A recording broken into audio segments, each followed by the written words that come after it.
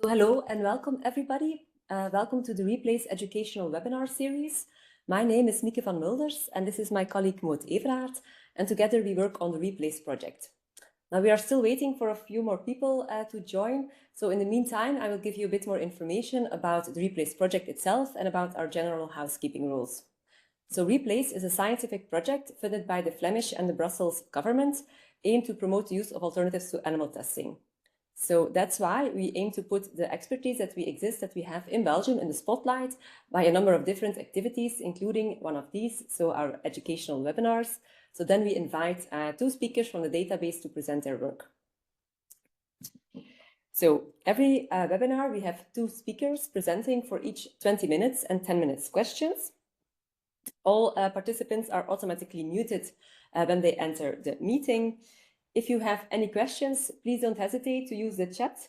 It's on the right down corner of your screen, so don't hesitate. We are very much looking forward to receiving your questions, and so do the speakers. Also, all of our webinars are recorded and then placed on our YouTube channel, where you're freely to rewatch all of our sessions. The webinars are also free to attend, so everybody can register and participate. And if you need to receive a certificate of attendance, please let us know by entering your name and email address in the chat. And then my colleague Maud will send you the certificate within 1 or 2 weeks after the finalization of this webinar.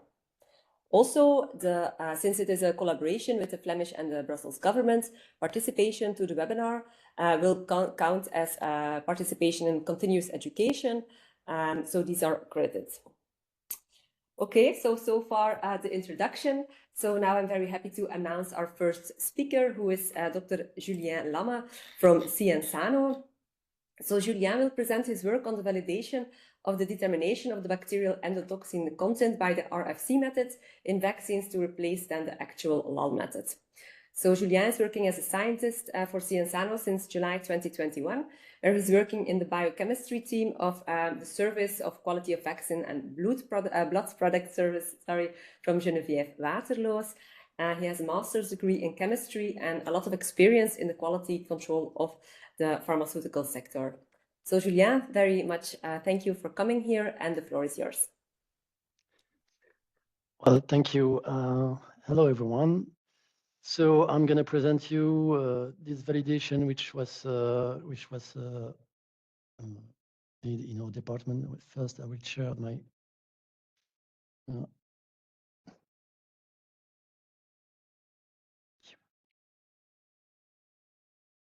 it is. Well, I'm going to present you the validation of the determination of bacterial endotoxin contained by the RFC method in vaccine as an animal-free replacement for the LAL method. And this work has been conducted with my colleagues, Flore Laurent and Laure Quinier. I'm going to first present the context in which this validation has occurred. Then I'm going to introduce you with the bacterial endotoxin, which are which have been replacing for a while rabbit biogen testing. Then I will explain you how we measure endotoxin, how the pharmacopy want us to measure them. I'm going to compare the LAL method with the RFC methods, and I'm going to present you the RFC test procedure. Then I'm going to present you the validation in itself, conclusion, and several perspectives. So here in Sciensano, we in our service quality of vaccine and blood product, we are actually the OMCL part of Sciensano, in which OMCL stands for Official Medicine Control Laboratory, which means that we're part of the UDQM network. That we're one of the one cell for the Belgium, and then we do the quality control for all for the product marketed here in Europe. So we participate also to establish guidelines for quality testing and traceability. We are assisting EMA and in marketing authorization review and acceptance. We do pre-marketing and post-marketing testing, and the approval of product marketing in Europe, and also marketing surveillance. In this context, our team participates in the OCABR certification, which is applicable for vaccine, blood and plasma derivative. So the main idea behind the certification is that we receive from vaccine producer or blood or plasma derivative producer a protocol that a batch dossier which we review. Then we do parallel testing, which means we do the same QC for several selected tests than the producer, and then we can give them a certificate which allow the batch to be put on the European market. And thus, we work in good collaboration with the manufacturer through transparency, and usually we use the same protocol for QC than them.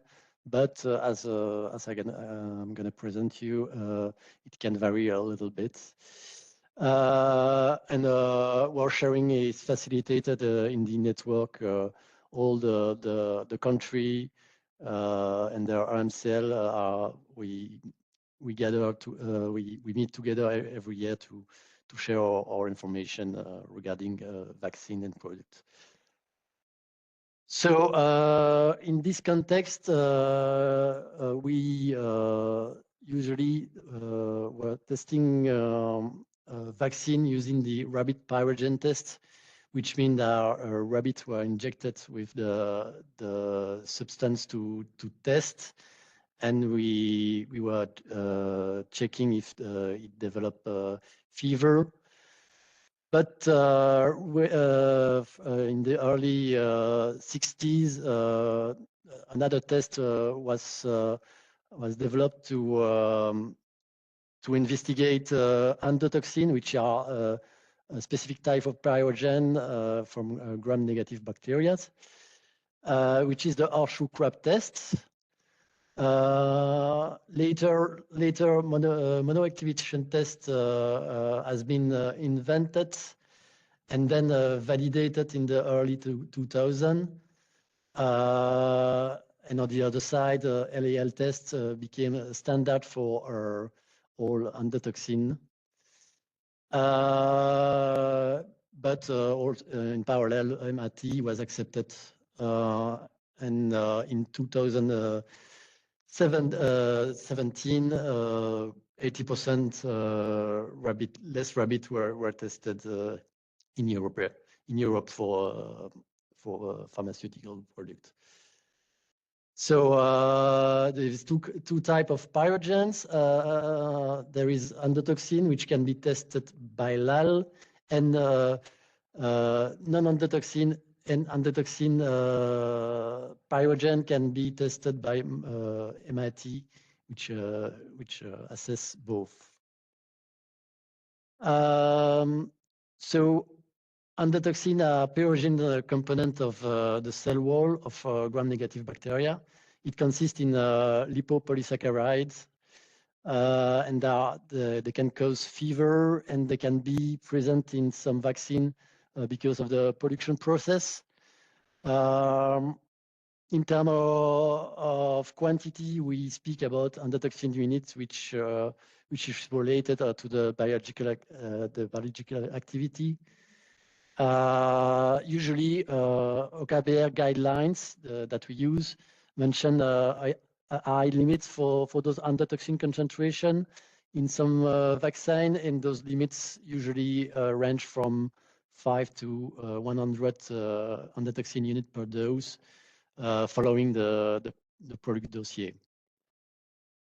There is an issue with the LAL, is that we need to bleed horseshoe crab. While they are released at the end of the process, it causes a mortality rate of 15 to 30%. And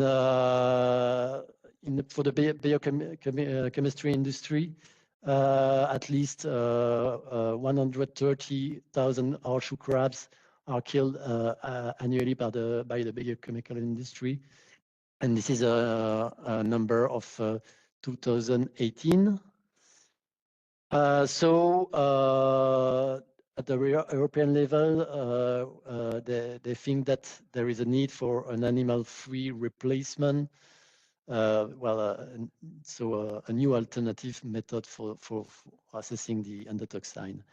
So they update the guidelines regarding the endotoxin measurement, and they allow us to replace the assay by another assay than the LAL historical test. For instance, they mentioned the RFC. This was implemented in January 2021. In the same time was implemented the monography regarding the recombinant factor C, RFC, which is the alternative of the LAL test that we selected, and it's a fluorometric method. So in short, the principle is that for LAL there is a biochemical cascade going from factor C to factor B, which is activating, which make a clotting enzyme, and this can alter the substrate to provide a detectable signal. Yet beta-glucan can interfere in this cascade. For recombinant factor C, it's directly the factor C which alter a substrate which gives a fluorescent signal, which is the readout. So in comparison, in LAL, we used to made a colorimetric kinetic detection, while in RFC, we use a fluorometric endpoint. In the LAL method, horseshoe crab need to be bled while there is no animal use in RFC. Due to biological reagents, there was a large variation between lots for the LAL method, while in the RFC methods, this variation is expected to be smaller. As we seen in the previous scheme, there is an interference of beta-glucan for the LAL method, and there is no such interference for RFC. And both methods has a log-log correlation, but for LAL it was time versus concentration, while for RFC method it was fluorescence unit versus concentration. So we decided to run this validation in early 2022. But the first step was to select a supplier for RFC kit. And then we had to validate the whole method, because this is our internal procedure, because actually the pharmacopy would have allowed us to not run a validation, because it's now a compendial method. But since internal rules wants us to validate, it was validated. So the parameters checked during this validation were the detection factor, repeatability, within LAL reproducibility, detection limit, linearity, range of measurement, certainty, and the equivalence between the two tests. So the procedure, basically, we incubate a plate with wells. Samples and water are dispensed in the appropriate wells. Standard are standing here in red. Samples are in white, and we spike those samples in order to check whether the concentration that the readout gives us is the appropriate concentration. If we retrieve the good concentration with adding endotoxin to the sample. So after that, there is a pre-incubation of 5 minutes at 37 degrees. Then we add the region, which is the buffer, substrate, and enzyme. And then we read the first fluorescent signal at time point 0. And then after 60 minutes of incubation, we read a second fluorescent signal. The difference between those signals give us the net D RFU value, which allow us to make a standard curved. Validation criteria are checked for this curve. The sensitivity is the first point of this curve. There is control put on the plates, which we checked if they fall in between the usual limits, and we check with if the recovery of the spike fall between 50 and 200%. So the validation for the dilution factor, there is an example here. There is several ones which made in summer 2022. Here, for instance, for this vaccine, we have choose the dilution 10 because it gave the result of recovery, the close-off of 100%. So this was the dilution factor chosen. So the curve range from 0.005 till 5 EU per ml. At first, we had a point at 50 EU per ml, but it was often overflow. It was an overflow reading with the fluorometer.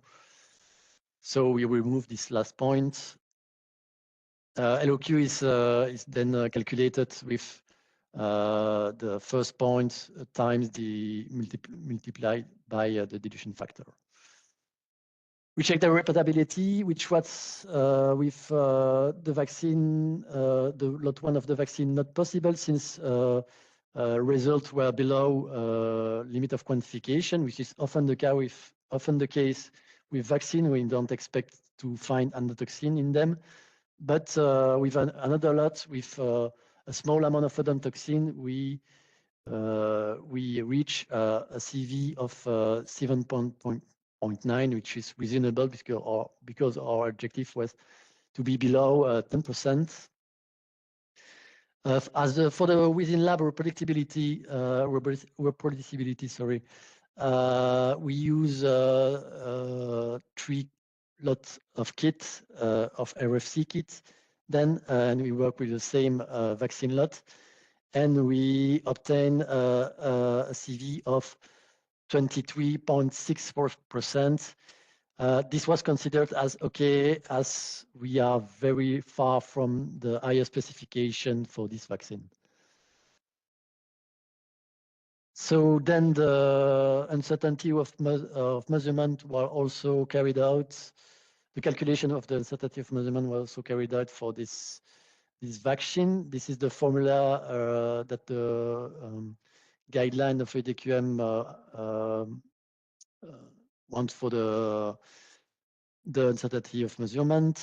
And we obtained for the RFC method an uncertainty of measurement of the 51.01 versus an uncertainty of measurement of 50.95 for the LAL test.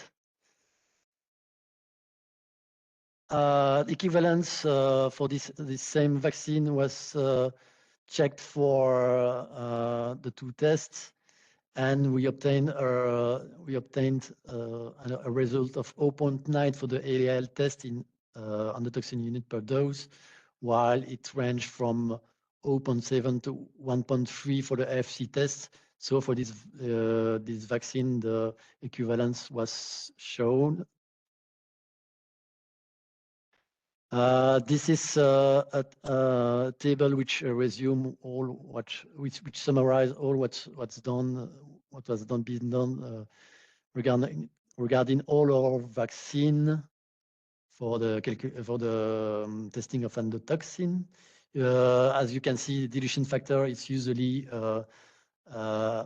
lower for RFC method. RFC implementation at Sciensano was finished in March 2023, and this is the conclusion, obviously. And some vaccine manufacturers are now working to also replace their endotoxin measurement for their products, but none of them have as yet introduced a variation concerning the testing method. We find out that RFC is not more precise than LAL, since the uncertainty of measurement is equivalent, but it's quite more sensitive, since the dilution factor is usually less higher than the dilution factor for LAL. There is a challenge arise since the end of the validation. First, we discovered that the RFC test is still suggest to contamination. That the determination of the gain of each lot consume RFC kit each time, which is resourceful. Yeah, well, it's annoying. And there is some difference for between LAL and RFC for some products. And in addition, there is quite a variability between kits for RFC as for the LAL, even though there is no it's not a biological reagent. And having the same kit lot is harder. Its length is it's not as long as for LAL. There is several perspectives regarding this RFC test. First of all, we're participating in the safety project, which is a collaboration between several departments here in Sciensano. This led by the bacterial disease department. One of the goals is to make a general chapter on phage therapeutics in the European Pharmacopoeia. Medicine department has developed MAT test for these phages. And historically, here we have made the testing for endotoxin in phages preparation with LAL, but it was also transferred in March 2023. The difference with phage is that we have not we have an a priori deletion, but it's not standards. It's not valid for all strains that we receive. We have implemented recently an EDQM endotoxin reference standard. The challenge is that it's gave a high result of endotoxin. It's a positive control. And before we used a vaccine which gave a very low result in endotoxin. But since the stock of this vaccine was depleted, we had to switch to the UDQM control. And third perspective, which is currently going on for the moment, is what we call the low endotoxin recovery. We've been informed that several matrices, such as the one of the vaccines, can mask endotoxin over time by forming aggregate or forming a micelle. This is a slow masking effect, and thus to uncover this masking effect, we undergo spiking experiments over time, and we expect to measure at several time points. But here we speak about weeks, not the same test, to see if the endotoxin disappear from the substance. Then that's it for me. Thank you for your attention. Thank you very much, Julien, for your nice and interesting presentation. If you have any questions, please put them in the chat. In the meantime, I do have a few questions for Julien, because it was not entirely clear to me. Is the LAL test at this moment in Europe, is it still allowed, or is it only a recommendation, or is it forbidden? It's still allowed. Most of OMCL and producer and end producer are still doing LAL, while several OMCL and several producers are switching. Most of them are still on the LAL testing, but it move quite slowly because there is a regular framework. Sorry. Yeah. And do you have an idea on the amount of manufacturers that are using the RFC method at the moment? All of them, I think. Yeah. I know there is two big ones which are switching for the moment, but it's still for routine testing, still using LAL. And how is it? They are first to introduce a variation to the EMA to validate the RFC method.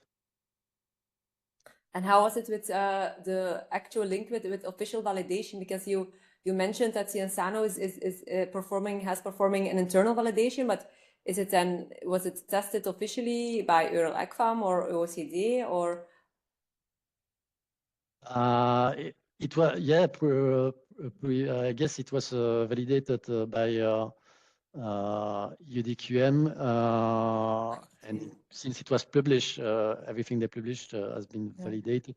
I don't know if it was by a third company, a private company, or by themselves. Okay. Thank you very much, Julien, because it's a very nice example of how to make practical use of an actual alternative method and implement it. So I see at the moment no questions in the chat. Maud, I'm not sure if you have any questions. Yes, I have one question. So regarding the validation, as we discussed, so there are a number of parameters that you tested. And I was wondering, how did you choose this parameter? Is this something that is internally like that at Sciensano, or how did you choose these parameters? Actually, yes, there is a procedure which detail a list of a parameter to check. There was in this list several parameters that was not appropriate to check. So we picked from the list parameters which were appropriate, and we test them. Okay. Yeah, there is no questions in the chat. So we are now moving to the second speaker of today, which is Alessandra Boggian. She earned her bachelor degrees in medical biotechnology at the University of Ferrara in Italy, and a master's degree in biomedical sciences from the University of Amsterdam in the Netherlands. She gained research experience in developmental and molecular biology, as well as tissue engineering. And currently she is pursuing her PhD in Romitti's lab at the University Université Libre de Bruxelles.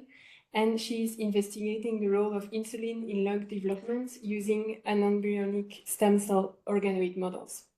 Alessandra, thank you for being here, and the floor is yours. Thank you very much. I will share my screen.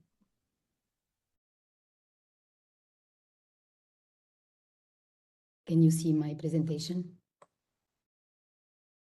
Yes. Yes. Okay. Thank you for the nice introduction, and thank you for inviting me to have a talk today here. I'm going to present my PhD project that is investigating the role of lung development, the role of insulin in lung development in a human stem cell derived organoid model. And I'm performing this project in the lab of Miriam Romitti at the IRIBHM Institute at the University at ULB. Starting with a quick overview of what I'm going to present today, I will quickly go through about all the different lung organoids model and several applications. I will talk about the model that we were able to create in our lab. I will go through I will give a quick overview of the lung cell composition, and I will talk about the lung development in comparison with our protocol. I will provide you with a characterization of the model that we obtained so far. I will quickly go through about the main metabolic pathway involved in lung cell production. I will try to give an example of how this model can be used to try to model a disease. And in the last part, I will give some other example about some functional analysis that we are performing using this model, and some future perspective. Starting with the first part, lung organoids are a good 3D model that is able to potentially replicate the lung complexity. And they are a model that is easy to culture and to grow. And they can also easily be genetically manipulated. There is a high resource materials, and they are suitable for modeling lung development and also lung physiology and pathology. And it's also possible to create patient-derived lung tissues. There are also some disadvantages in the use of this model, mainly due to the fact that we can have some heterogeneity between batches and labs using these organoids, that there is not a good microenvironment. And if we want to try to study the interaction in between tissue, is necessary to use a co-culturing system. And these organoids are not fully mature yet. There are several applications in which we can use a lung organoid, starting from developmental biology to cell therapy. And several models so far were published and used, starting from different materials, from adult lung tissue, fetal lung tissue, or induced pluripotent stem cell-derived organoids. But none of these models so far has tried to investigate and use insulin in their model to understand how this molecule is impacting lung differentiation and development. Starting with the description of my model, the model that was made in our lab. This model is based on a protocol that was published 2 years ago in Nature Communication by our lab, and is able to produce fully functioning thyrocytes at day 58, starting from embryonic stem cells that were genetically modified in order to be able to express NKX 2.1 and PAX8. There are two markers fundamental for the generation of thyroid.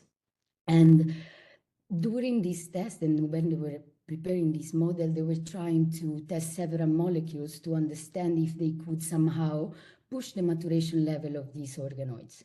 And among the different molecules that they adopted, they administrated insulin. And in the moment in which they administrated insulin in the medium, they could actually see that the majority of cells that they were growing in the plate were actually lung cells.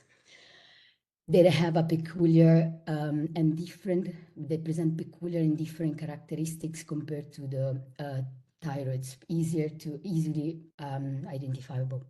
Going through the reason why this is happening, it's because NKX 2.1, that is the factor that I mentioned before that was overexpressed, is a common marker for both thyroid and lung specification. And this is the reason why we were able to observe this event.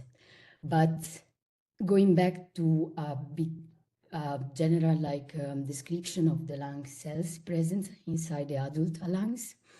So we have two main compartments within the lungs. Lungs are extremely elaborate, is an extremely elaborate organ composed of several different cell types. And the main upper compartment is called the airway and is mainly characterized by by trachea and bronchi. And there are 3-4 different cell types present in this compartment: ciliated cells, club cells, and goblet cells, and also basal cells. In the lower compartment, there is composed of bronchioles and alveoli. We have mainly 2 different types of cells. They are the pneumocyte type 2 and pneumocyte type 1. Going through the lung development and in comparison with the current protocol that we are optimizing in our lab. So I'm making a quick comparison in between the in vivo lung development and the in vitro, comparing with the in vitro model obtained in our lab. And if we go through the in vivo model, we have 5 different stages: the embryonic, the pseudoglandular, the caniculosaccular, and alveolar.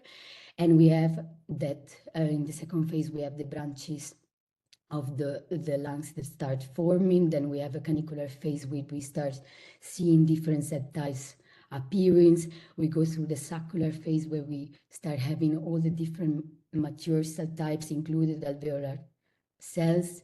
And in the final part of the maturation that in vivo happen during adolescence, we have a full maturation of alveolar structure and also vascularization. I can make a comparison with what is happening in our model. Indeed, we start seeing in an early time point in our model around day 9 the expression of NKX 2.1. That is compatible with the embryonic stage. Afterwards, we start seeing the expression of SOX2 and SOX9. There are 2 lung progenitors during this that is comparable with the pseudoglandular phase. And afterwards, we have the expression of different markers and different markers of different airway cells. And in the last part of the protocol, we are able to see a more mature model and more mature cell types that are indeed the alveolar cells. Going through the characterization of the model, what we obtained so far and what we were able to identify in our model. In the upper part, you see the protocol that we adopted in this project. And at the bottom, you see a bulk RNA sequencing analysis in which we have we were able to detect different genes expressed over time in our organoids. And we could see that at day 23, around day 23, in our model, lung progenitors start appearing. Afterwards, gradually, a lot of different genes that represent airway markers start to appear as well, with the highest peak at day 45. Instead, for what concern alveolar markers, we have an increase in the expression level of these markers over time, with the highest peak in a later time point. I'm not showing what is happening after day 52, but also after day 52, we were able to see the expression of this marker. Going through the main different cell types that constitute lungs and what we actually observe in our model. So the first group of cells that we were able to identify were proximal and distal progenitors. The proximal progenitors are those progenitors that give rise to all the cells in the airway compartment. Instead, the SOX9 progenitors, they are the distal progenitors that will give rise mainly to the alveolar type 1 and 2 cells.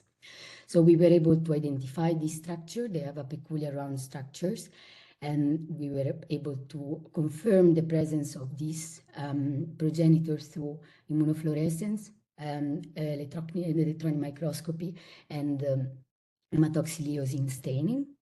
The second bigger group of cells that we were able to identify are the basal cells. The basal cells are also known to be adult stem cells, and they are able to give rise to different cells that belongs to the airway compartment: the goblet, the secretory cells, and the multiciliated cells. So, all of these and these cells were identifying the same techniques with the same technique that I mentioned before. Going through the next group of cells identified, they are all the differentiated airway cells. So we were able to identify, as you can see in the left side, secretory cells, club cells, that they are known to produce secretory proteins that are fundamental for immunoprotection. And we were able to identify them also through scan electron microscopy. The same thing happened for the goblet cells. The goblet cells are fundamental for producing the mucus. That is fundamental for the mucus clearance activity of the lungs. And as we can see, the mucus was identified in the left side through IF, and on the right side through scanning electron microscopy on the surface of our cells. The last group of cells that we were able to identify were the ciliated cells. As you can see, the cilia were identified in the upper part, in the surface of the membrane, and also through electron microscopy. Going on with the last group of cells that I'm going to assess in this, and that we identify in this model. This group of cells, we were able to obtain them through two different culturing methods. So if we were keeping until the end of the differentiation the cells inside in matrix, in this particular matrix, we were able to see a small percentage of alveolar type 1 and 2 cells, but not as high as when we put these organoids in suspension. What we did, we extract the structures from the matrix, and then we put them in suspension, and we let them aggregate, proliferate, and grow. And from this, we were able to identify a higher level of maturation. We were able to see alveolar type 1 cells that are fundamental for gas exchange. And we were, on the top of everything, able to see them through transmission electron microscopy. And they were identified for their elongated shape, peculiar of this cell type. And we were also able to see cells, the alveolar type 2 cells. These cells are more metabolically active. They are producing surfactant that is fundamental also for immunoprotection. And as we can see on the right side from the TEM image, we see that these cells present several mitochondria for their metabolically, because they are metabolically active. And one amazing thing that we were able to see was the lamellar bodies. The lamellar bodies are the storage of the surfactants. So this means that these cells are functioning as we are expecting. Finally, I will give a quick understanding of what suspension means. As you can see in the right side, we have these bubble-like structures, that these are the organoids that we are forming when we put them in suspension. And as you see, they present NKH 2.1. There is a marker that needs to be expressed all over during the whole lung development. And we see at the bottom that the upper part is mainly of the organoid is mainly composed of alveolar type 1 cells in red, agar, and alveolar type 2 is more at the bottom with the HD2. So the main question is why and how insulin is promoting the expression of lungs over thyroid. To investigate this, we decided to perform single-cell ataxic at day 45, and this is the UMAP. You can see in the left side, there is like the whole different clusters that we were able to identify through this technique. And we could see that there are different clusters for thyroid progenitors and also for early airway cells and lung progenitors. On the right side, you see how these samples, the main two samples that we analyzed, CMP, so control and insulin treated, are distributing in the new map. And the most relevant finding that we discovered so far was that the glucose transporter GLUT1, the expression of this gene is higher, as we indeed expect in the insulin treated sample, compared to the control. And the group of cells that present a higher percentage of a higher expression level of this marker are the early airway cells, because they are metabolically active. So yes, so we decided to perform other tests to study the glucose metabolism, as it seems that indeed is involved in lung generation. And we treated our organoids from the beginning of the protocol until the end. And we could see that we had a depletion in the basal cells that are the adult stem cells. That means that potentially these cells are not able to differentiate into mature airway cells. And we have a depletion in the amount of alveolar type 2 cells. That means that probably when we treat these organoids with this glucose blocker, we are inhibiting the production of these cell types. Going through one of the potential application of this model to study the disease called the idiopathic pulmonary fibrosis. Why we decided to use this model to study this disease? Mainly because there is a higher prevalence of diabetes in patients that are diagnosed with IPF. This disease is characterized by, is a lung condition and is characterized by a poor prognosis, and the patients die after 3 years from the diagnosis. And this disease is characterized by the presence of fibrosis at the level of alveolar type 2 cells. And we are able to see one of the main characteristic is that we have an increasing amount of basal cells and a depletion in the amount of alveolar cells. This is also what we observed when we were inhibiting the glucose metabolism, as I showed in the previous slide.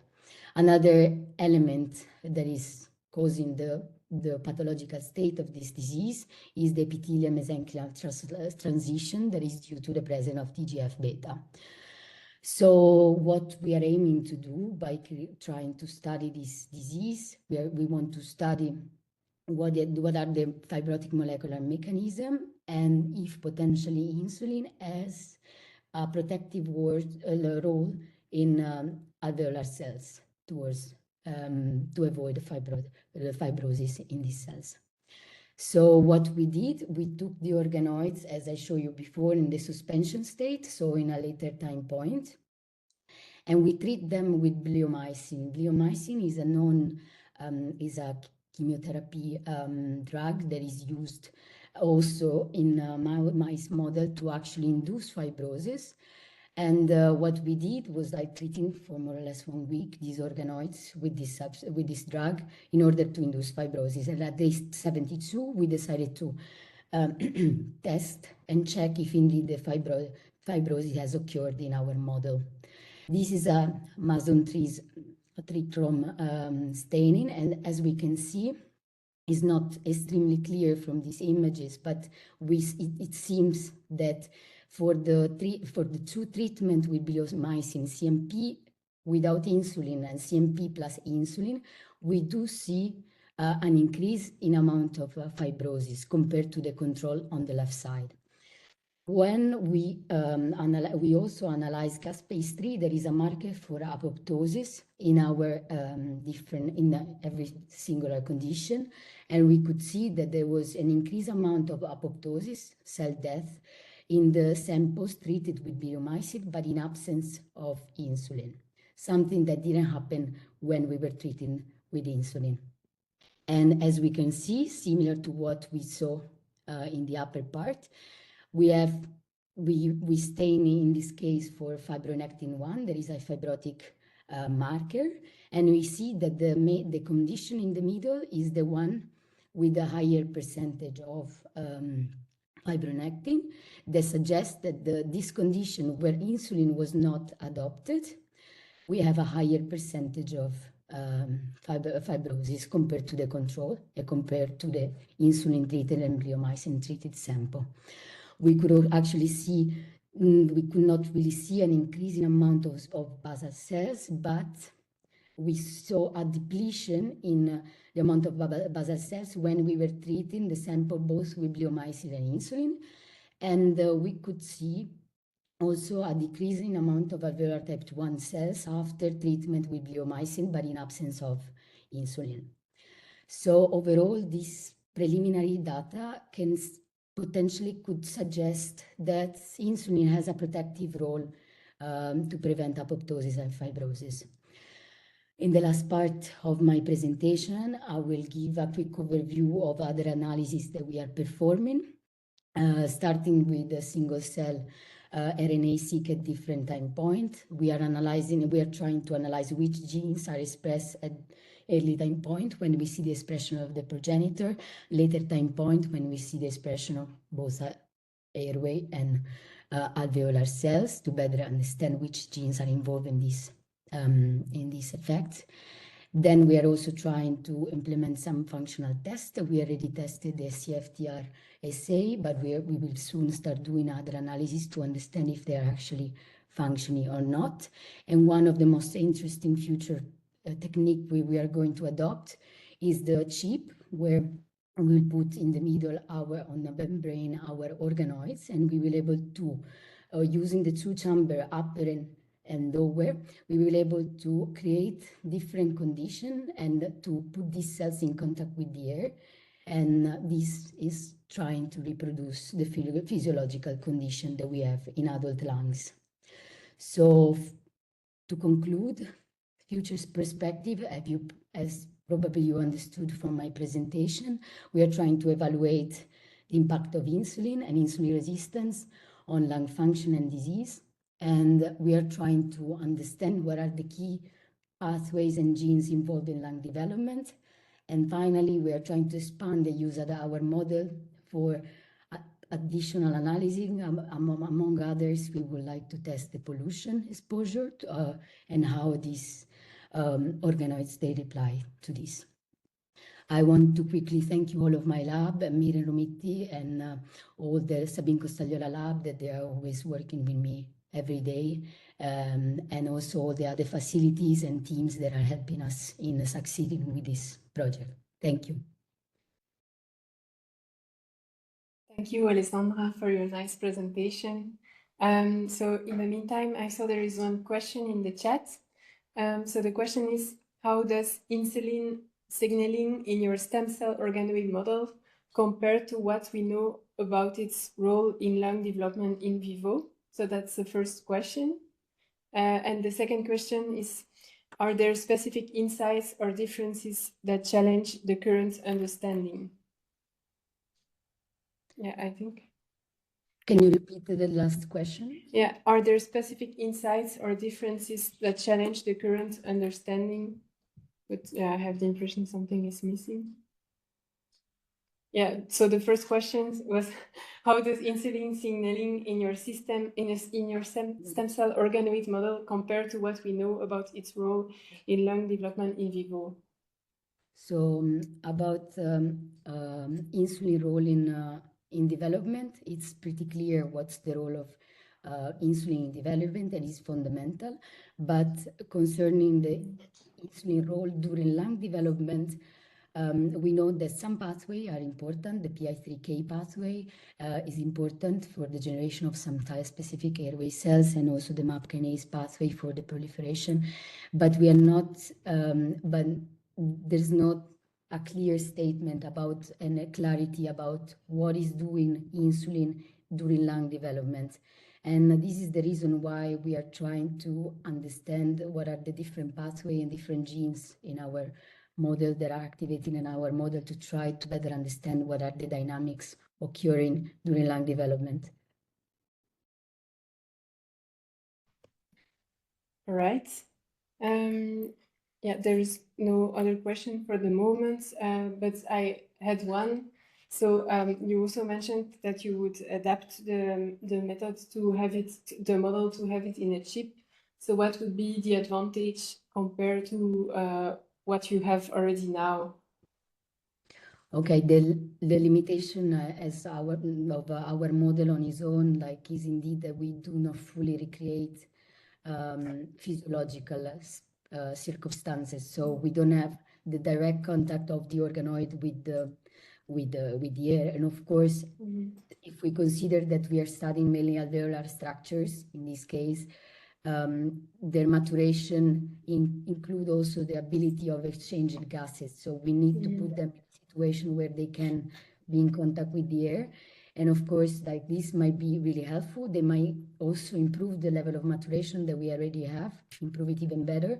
And also then we can also test other different things like pollutants.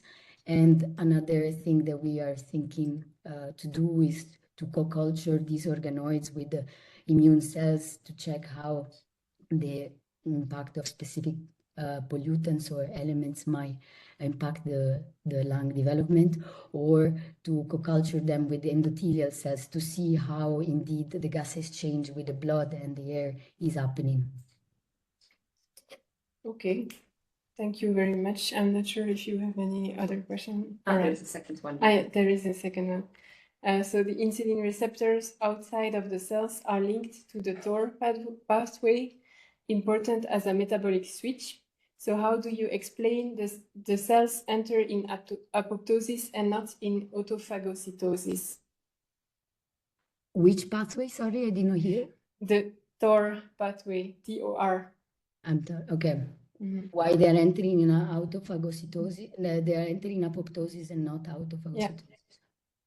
Okay, this I'm not sure, because we mainly test only for these markers, so maybe we should test also for other markers. Can be that this is actually happening. And the only thing is that we have to take from that slide, I believe, that the treatment is indeed a chemotherapy drug and is inducing cell death. And what we are seeing is that when we treat with insulin, we do not have as much as cell death as we see when we do not treat with insulin. So this suggests that it has a protective role somehow. Okay. Thank you very much. I don't see any other questions. So thank you to you for being there at the webinar, and for presenting, for doing nice presentations.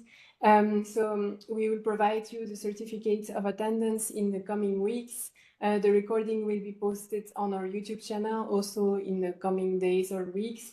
When you close the webinar, don't hesitate to give your feedback and to provide your comments via the survey. Our next sessions will be organized on the 24th of October and will focus on genotoxicity. So we will soon share the details when we have the information.